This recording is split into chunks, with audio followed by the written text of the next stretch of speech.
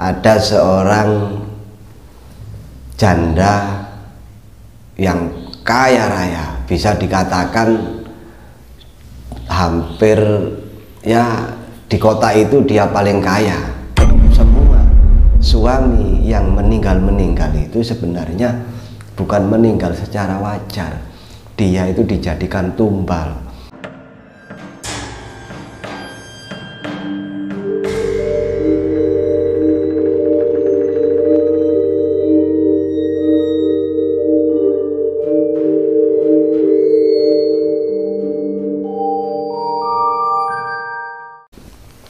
Assalamualaikum warahmatullahi wabarakatuh. Ketemu lagi dengan saya tetap di acara Misteri Zone. Di sini saya akan sedikit berbagi cerita tentang seorang pemuja pesugihan.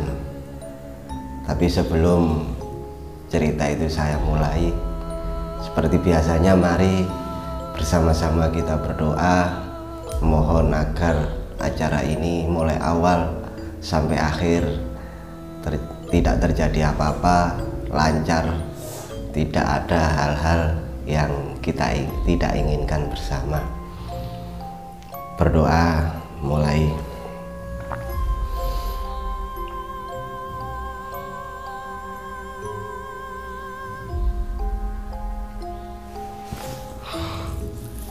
Alhamdulillah.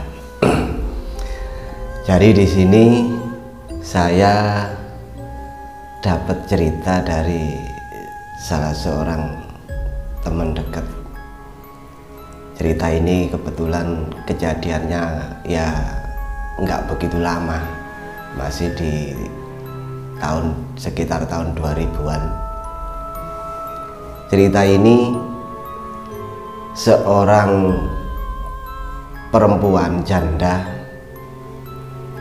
yang kaya raya, cantik, tapi di sisi lain dia adalah pemuja pesugihan dan memakan tumbal. Awalnya cerita ini temen kebetulan berada di tetangga si janda ini, itu cerita kepada saya. Dan cerita pada waktu cerita itu ini sudah selesai terjadi, sudah diketahui banyak orang. Jadi ceritanya, kejadiannya sudah lewat. Terus suatu saat dia ketemu, ngobrol-ngobrol, sampailah cerita ini kepada saya. Awalnya cerita itu ya nggak seberapa istilahnya, nggak seberapa misteri, nggak seberapa serem gimana itu, karena awalnya ya cuma sekedar cerita orang kaya, cerita ini ternyata ujung-ujungnya dia memuja pesugihan. Jadi ceritanya seperti ini. Di suatu tempat, di suatu desa, ada seorang janda yang kaya raya, bisa dikatakan hampir ya di kota itu dia paling kaya. Apalagi di desanya, dia sudah kelihatannya orang kaya gimana, kehidupannya glamor ya. Tapi dia tidak punya seorang suami karena suaminya sudah meninggal. Setelah beberapa saat dari suaminya yang pertama itu meninggal, dia itu menikah lagi. Banyak orang istilahnya lelaki-lelaki itu yang berimpian pengen jadi suaminya. Karena apa? Satu, dia itu memang kaya. Nomor dua, dia itu walaupun janda ya maaf, itu masih kelihatan cantik, menarik ya. Sepertinya itu seperti masih muda, masih istilahnya itu masih belum pernah nikah. Tapi dia sudah janda. Suatu ketika dia menikah dengan seorang pemuda, dan pemuda ini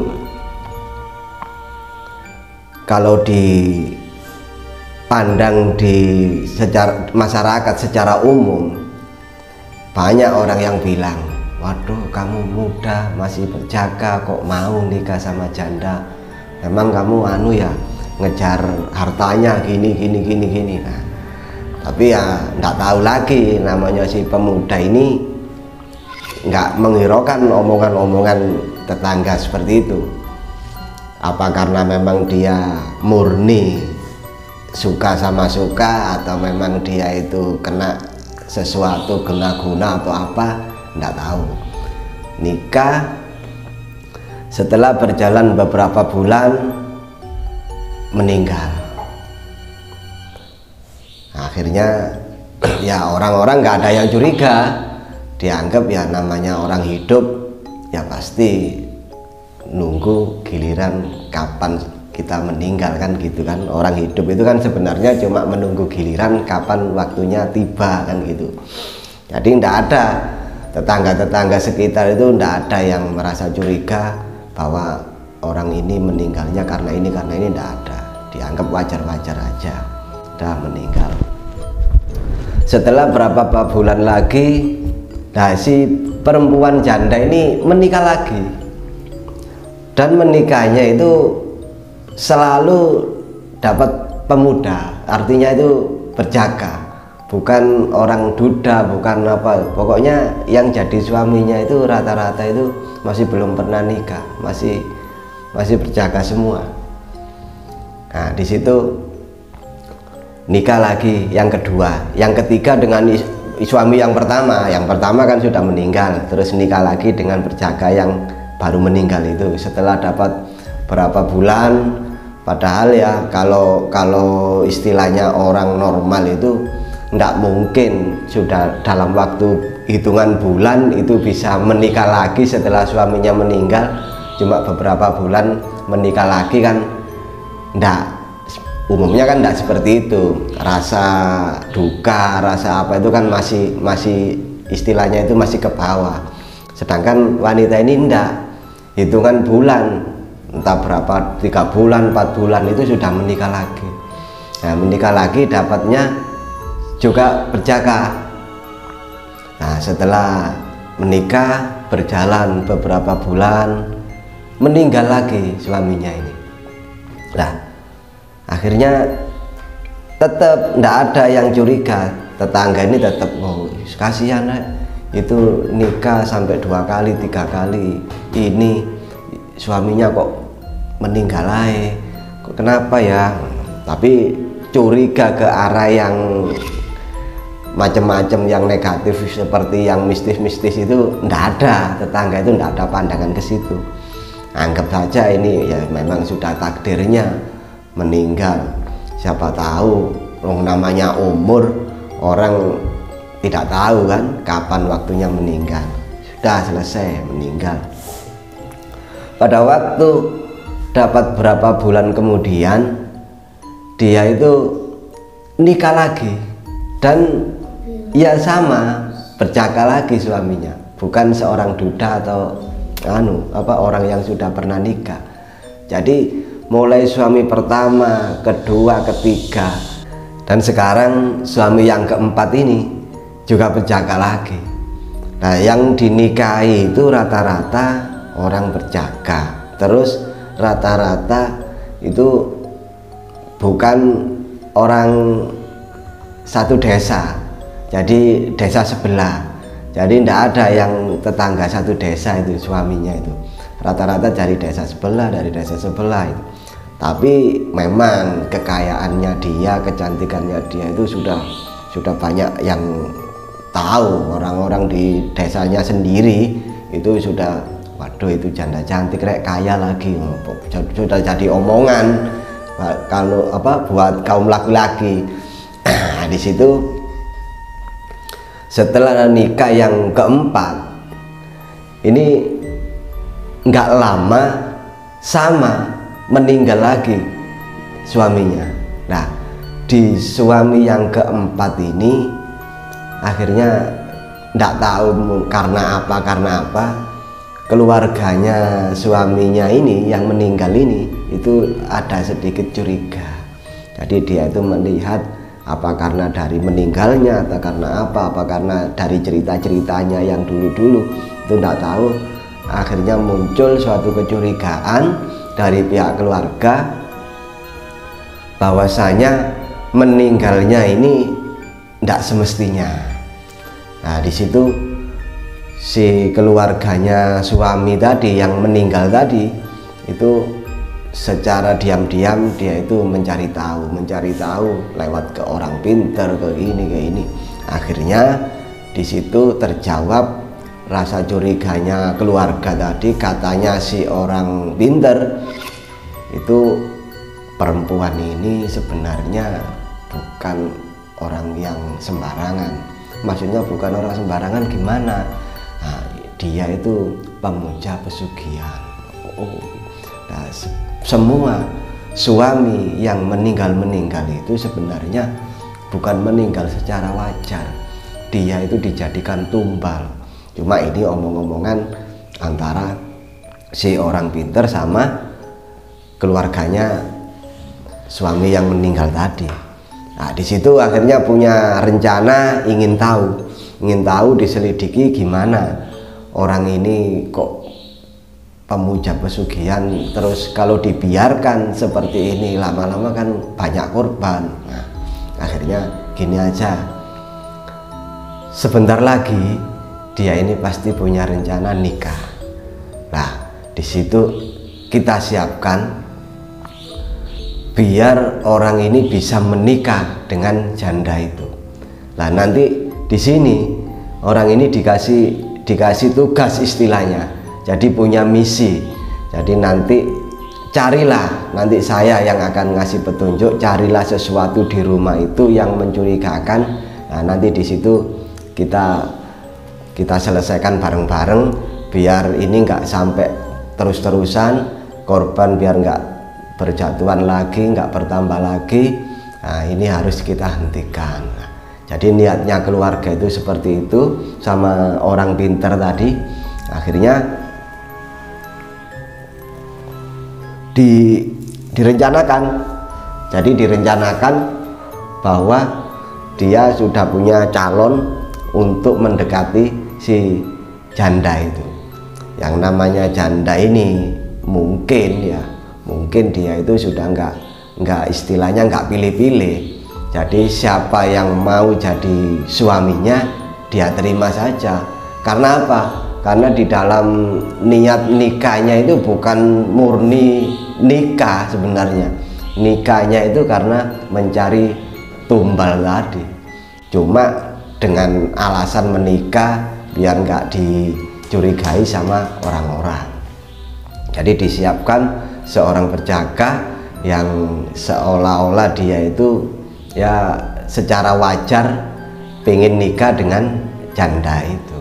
Akhirnya di sini rencananya berhasil. Si penjaga yang disiapkan ini berhasil nikah dengan janda itu. Sebelum orang ini meninggal sampai jadi korban, nah ini sudah dipeseni sama orang yang ngerti tadi. Nanti kamu kalau ada apa-apa di rumah ini yang sekiranya mencurigakan, kamu segera gimana caranya kamu ngomong ke saya. Nah, setelah nama sudah jadi suaminya kan tinggal serumah. Nah, tinggal serumah di situ dia itu mencari tahu ada apa di rumah ini, mana sih yang katanya hal-hal yang dicurigai itu apa. Nah, ternyata di rumah yang begitu megah tersimpan suatu rahasia yang mungkin ini yang jadi penyebab.